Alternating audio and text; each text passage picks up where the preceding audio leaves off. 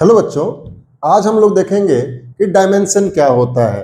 तो देखो, किसी भी फिजिकल क्वांटिटी को अगर मैं फंडामेंटल क्वांटिटी के पावर के टर्म्स में लिखता हूं, तो वो जो फंडामेंटल क्वांटिटी के ऊपर जो पावर आ रही है वही डायमेंशन कहलाती है।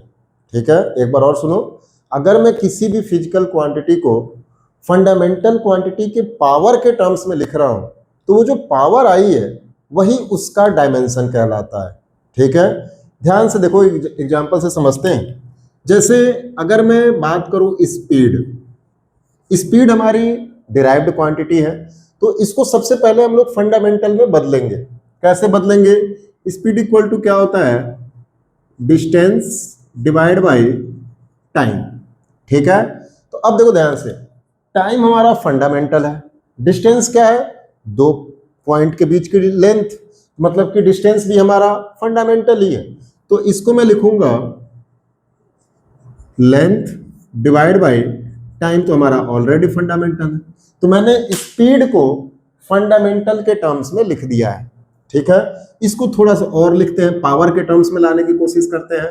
तो मैं इसको लिखूंगा लेंथ टू द पावर 1, चूंकि यहाँ पे पावर 1 लिख सकते हैं।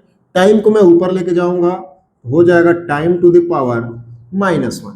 तो अब देखो ध्यान से, मैंने स्पीड को फंडामेंटल क्वांटिटी के पावर के टर्म्स में लिख दिया।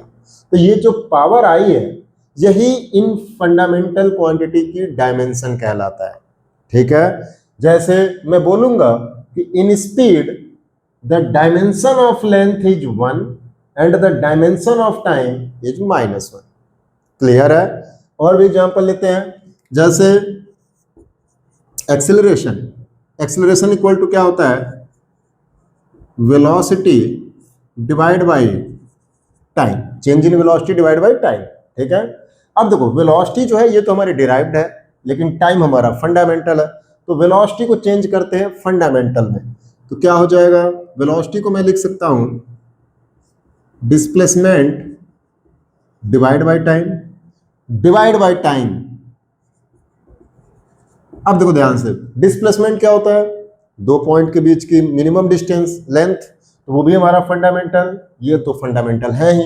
तो मैं इसको लिखूंगा लेंथ टू द पावर 1 और time into time, time square ऊपर जाएगा तो क्या हो जाएगा? Time to the power -2। तो मैंने एक्सेलरेशन को फंडामेंटल क्वांटिटी के पावर के टर्म्स में लिख दिया।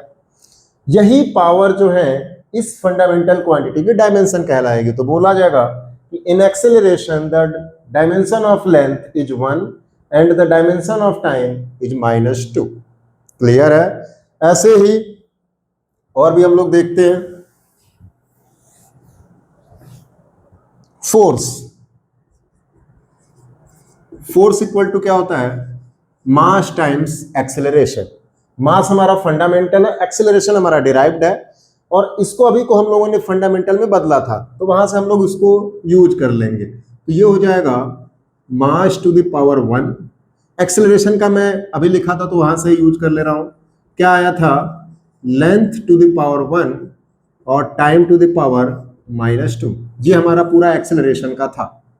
तो यहां से देखा जाए तो मैंने फोर्स को फंडामेंटल क्वांटिटी के पावर के टर्म्स में लिख दिया। तो यहां पे बोला जाएगा कि in force the dimension of mass is 1 and the dimension of length is 1 and the dimension of time is -2। Clear है? ऐसे ही और भी लिखते हैं। जैसे वर्क, वर्क इक्वल टू क्या होता है? Force into displacement. क्लियर है? तो क्या हो जाएगा? फोर्स का हम लोग यहां से यूज कर लेते हैं। सबसे पहले हम लोग फंडामेंटल में ही बदलेंगे, तो क्या हो जाएगा? Mass to the power 1, length to the power 1, time to the power -2। ये तो मैंने फोर्स का लिख दिया।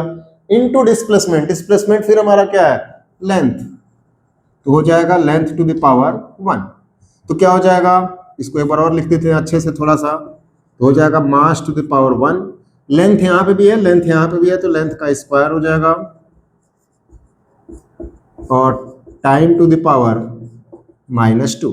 तो मैंने यहां पे वर्क को किस में कन्वर्ट कर दिया? फंडामेंटल क्वांटिटी के पावर के टर्म्स में, तो बोला जाएगा कि in work the dimension of mass is 1, the dimension of length is 2 and the dimension of time is -2। Clear है? तो अगर मेरे को किसी की भी डायमेंशन पूछी जाए तो मैं सबसे पहले क्या करूंगा, उसको फिजिकल क्वांटिटी को फंडामेंटल में बदलूंगा और वही फंडामेंटल क्वांटिटी की जो पावर आ रही है वही हमारा क्या रहेगा, डायमेंशन। ठीक है? So I hope you understand it well. Thank you.